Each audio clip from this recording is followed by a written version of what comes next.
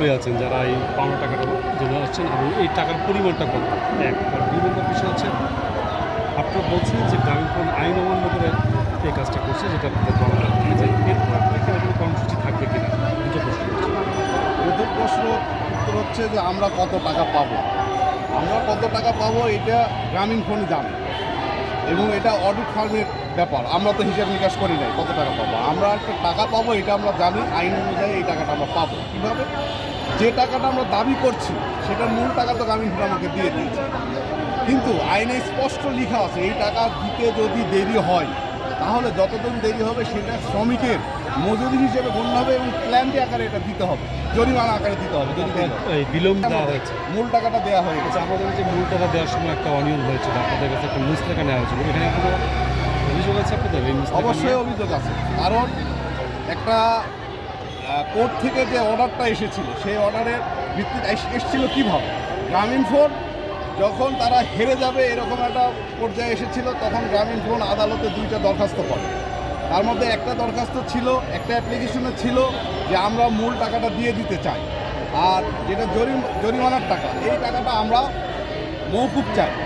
আদালতের কাছে গ্রামীণফোন এটা বলেছিল। আদালত তখন বলেছিল যে আপনারা মূল টাকাটা দিয়ে দেন এবং এই মামলার যখন সমাপ্তি ঘোষণা করা হবে, ফাইনাল রায় দেওয়া হবে, তখন এই মজুরির ব্যাপারে সিদ্ধান্ত জানানো হবে। এইটা কিন্তু আদালতে পেন্ডিং থাকে। আদালত একদিকে বলে দিল মূল টাকা দিয়ে দেন এবং জরিমানার টাকা আমরা পরে এটা সিদ্ধান্ত জানাবো। এই সিদ্ধান্ত অবস্থায় গ্রামীণফোনে এসে কী করলো? এই সিদ্ধান্ত নিয়ে এসে আমাদেরকে টাকা দেয় না।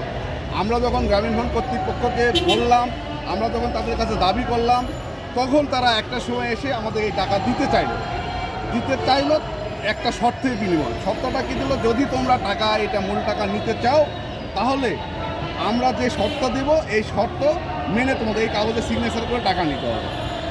ওই কাগজে কি শর্ত আছে আমরা কোনো এমপ্লয়ার জানি না, কারণ ওই কাগজটা আমাদেরকে পড়তেও দেওয়া হয়নি। ওই কাগজটা একটা কপি, তো নিয়ম কি, আপনি যখন আমার সাথে একটা সিগনেচার নেবেন একটা কপি আপনার কাছে থাকবে, একটা আমার কাছে থাকবে, আর সরকারি যদি বিষয় হয় তাহলে একটা কপি গভর্নমেন্টের কাছে যাবে। কিন্তু আমরা যতটুকু জানি গভর্নমেন্টের কাছে কোনো কাগজ দেয়নি, আমাদের কাছে কোনো কপি দেয়নি। আমরা ওই মূল টাকাটা নেওয়ার জন্যই শুধু সিগনেচার করেছি।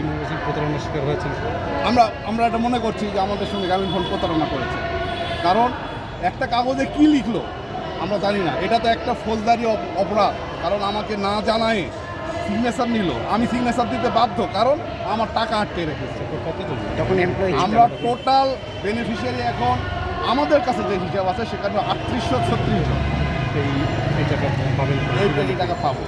সংখ্যা তো কম, মানুষের কম করেছে মানে আমরা মানুষ কম এটা ঠিক না। আমরা তো যখন বড় ধরনের ভয় করেন যে এর আগে আপনাদের উপর নির্যাতন, না, আমরা ওই ধরনের সমাবেশের ডাক আজকে আমরা দেই নাই। যখন আমরা সারা বাংলাদেশ থেকে সবাইকে একত্রিত করি তখন আমাদের লোকজন সবসময় 500, 600, 700 লোকজন থাকে গ্রামীণফোনের সামনে।